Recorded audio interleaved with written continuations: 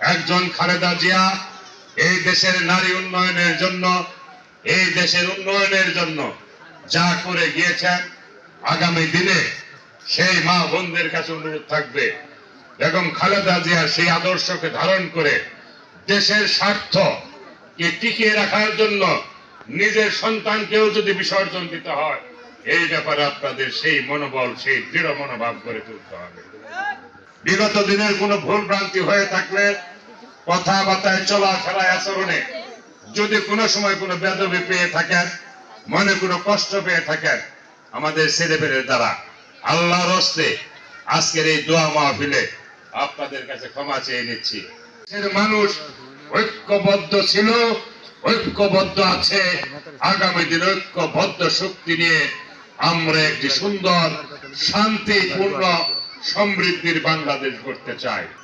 আমাদের নেত্রী বেগম খালেদা জিয়া এই দেশের জন্য এবং দেশের মানুষের জন্য উনি যা দিয়ে গিয়েছেন, আমাদেরকে যে আদর্শ দিয়ে গিয়েছেন, আমরা সেই আদর্শ ধারণ করে আগামী দিনে একটি স্বাধীন সার্বভৌমত্ব বাংলাদেশ আমরা গড়তে চাই।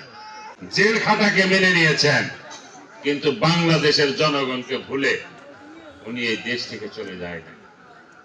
আপনাদের আগামী দিনে যদি এই স্বাধীনতা, সার্বভৌমত্ব এবং গণতন্ত্র, আপনাদের অধিকার যদি কেউ হরণ করে নিতে চায়, আপনাদেরকেও ঘর থেকে বের হয়ে রাজপথে নামতে হবে। আপনারা বেগম খালেদা জিয়ার সৈনিক, বেগম খালেদা জিয়া একজন মা ছিলেন, আপনারা যারা সামনে আছেন আপনারাও মা, আপনারাও নারী জাতি।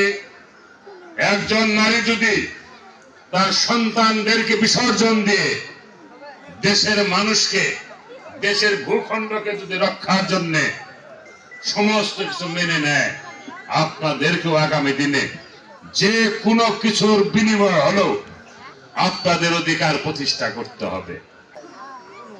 ১/১১ সরকার, মঈনুদ্দিন ফখরুদ্দিনের সরকার,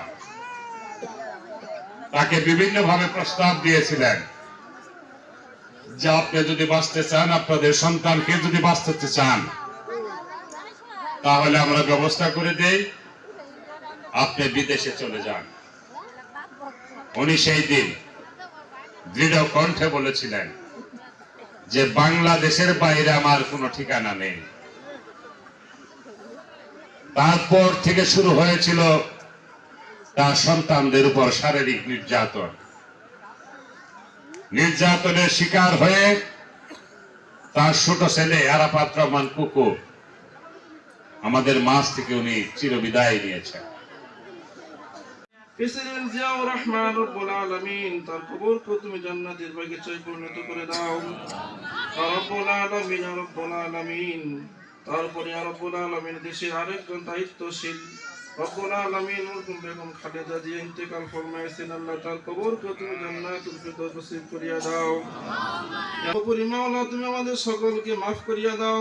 আল্লাহ, মৃত্যুর সময় আমাদের সকলের মুখে কালিমা তৈয়বা নসিব করে দিও।